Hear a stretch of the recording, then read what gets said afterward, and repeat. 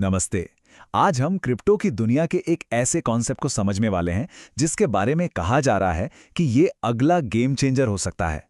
नाम है RWA, यानी कि रियल वर्ल्ड एसेट्स। तो क्या ये सच में कोई नया जादू है? चलिए आज इसी को डिकोड करते हैं। अच्छा, चलिए सीधे मुद्दे पर आते हैं। जरा सोचिए, क्या ऐसा हो सकता है कि कोई सिर्फ 1,000 रुपए में अपना घर खरीद ले? सुनने में तो ये बिल्कुल किसी सपने जैसा लगता है ना? लेकिन क्रिप्टो की दुनिया में एक नई टेक्नोलॉजी आ रही है जो कहती है कि ये सपना अब हकीकत बन सकता है। तो मिलिए RWA से। इसका पूरा नाम है रियल वर्ल्ड एसेट्स। अब ये है क्या? ये बेसिकली एक प्रोसेस है जिसमें हमारी असली दुनिया की चीज़ों को, जैसे कि घर, सोना या कोई बहुत महंगी पेंटिंग, उसे ब्लॉकचेन पर डिजिटल टोकन में बदल दिया जाता है। सच कहूं तो यही वो जादू है जिसकी हम बात कर रहे थे। इसे आप एक तरह की फ्रैक्शनल ओनरशिप क्रांति कह सकते हैं। कल्पना कीजिए कि एक बहुत बड़ी प्रॉपर्टी है, उसे डिजिटल तरीके से हजारों छोटे छोटे बिल्कुल किफ़ायती टोकन्स में बांट दिया जाता है। तो अब होता यह है कि कोई भी इन सस्ते टोकन्स को खरीदकर उस बड़ी प्रॉपर्टी का एक छोटा सा हिस्सेदार बन सकता है। तो सवाल ये उठता है कि आखिर ये इतना बड़ा बदलाव क्यों है? देखिए, इसके 3 बहुत बड़े कारण हैं। सबसे पहला है जबरदस्त लिक्विडिटी, मतलब जो संपत्ति बिकने में सालों लगा देती थी, अब वो सेकंडों में ट्रेड हो सकती है। दूसरा है डिसेंट्रलाइज्ड एक्सेस, मतलब अब कोई भी कहीं से भी बिना किसी बिचौलिए के इन्वेस्ट कर सकता है। और तीसरा, जो सबसे जरूरी है, वो ये कि बड़ी-बड़ी कीमती चीजों में एक असली सच्ची हिस्सेदारी मिलती है। और हाँ, एक बात और, ये सिर्फ रियल एस्टेट तक ही सीमित नहीं है। सोने को फिजिकल गोल्ड बैक टोकन्स में बदला जा सकता है।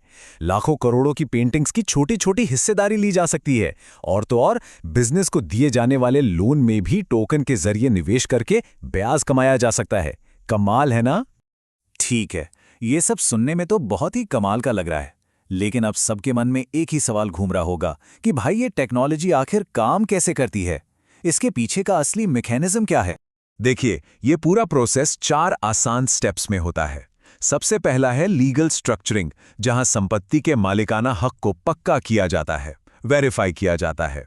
दूसरा स्टेप है ऑन चेन रिप्रेजेंटेशन, मतलब उस संपत्ति का एक डिजिटल टोकन बनाना। तीसरा, कस्टोडी और ऑरेकल्स, जिसमें असली संपत्ति को पूरी तरह से सुरक्षित रखा जाता है। और चौथा और आखिरी स्टेप, डिस्ट्रीब्यूशन, जहां इन टोकन्स को ट्रेडिंग के लिए बाजार में लिस्ट कर दिया जाता है। अब बात करते हैं भारत की।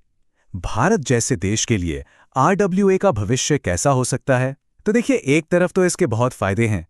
ये छोटे निवेशकों को बड़े एसेट्स में निवेश का मौका देकर फाइनेंशियल इंक्लूजन ला सकता है। लेकिन दूसरी तरफ कुछ चुनौतियां भी हैं, जैसे अभी भी साफ सुथरे नियमों की जरूरत है, एक मजबूत कानूनी ढांचा बनाना होगा, और हाँ, लोगों में इसके बारे में जागरूकता भी बढ़ानी होगी। और इसके भविष्य को ये एक लाइन बहुत खूबसूरती से बताती है कि जिस दिन कोई 1,000 रुपए में DDA फ्लैट के टोकन खरीद पाएगा, उस दिन वो जान जाएगा कि क्रिप्टो ने अपना असली जादू दिखा दिया है।